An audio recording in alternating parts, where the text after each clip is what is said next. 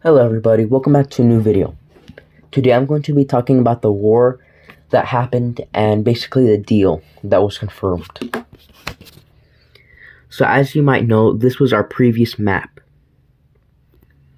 We had occupied a lot of territories and of course we had people living.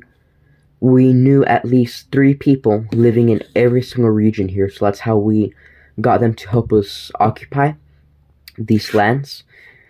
So the first thing I want to talk about is where the strongholds were. First off, in this southern place of Adamant, which is now Adamant, there was a stronghold here and here.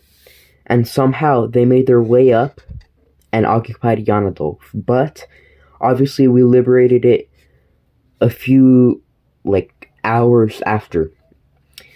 We quickly occupied this part, and for this eastern part, we had to do a cyber attack on all of this, but the cyber attack ended up backfiring at the same time, taking out one of our computers, so we had lost data to people in this part, which were not a part of those so-called liberators.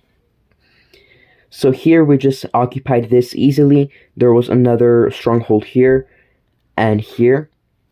So we quickly went here and occupied that. For the southern part, there was one about here, I believe, in this building. And right after we occupied this, we went down to the street to... There was another one, but it's cut off by the map. We were going to occupy another stronghold, but before that happened, it was just continuing the battle down here. But then we signed the peace treaty.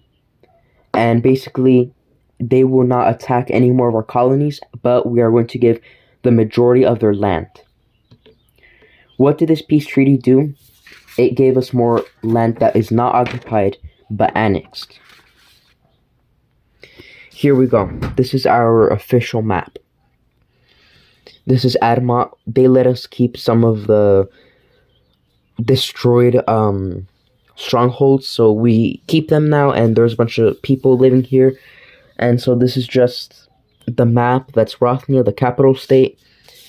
And so that's basically it. We also made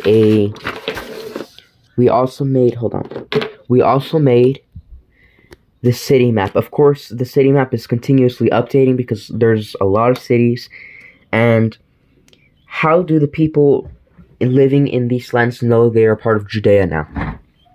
Over here in Thessalonia, which is right there, Thessalonia, we put our newspaper, and we also spread out the newspaper down to Lamentia and just the entire state of Adamant. And down here we also put the newspaper. On the northern side there's a bunch of newspaper also.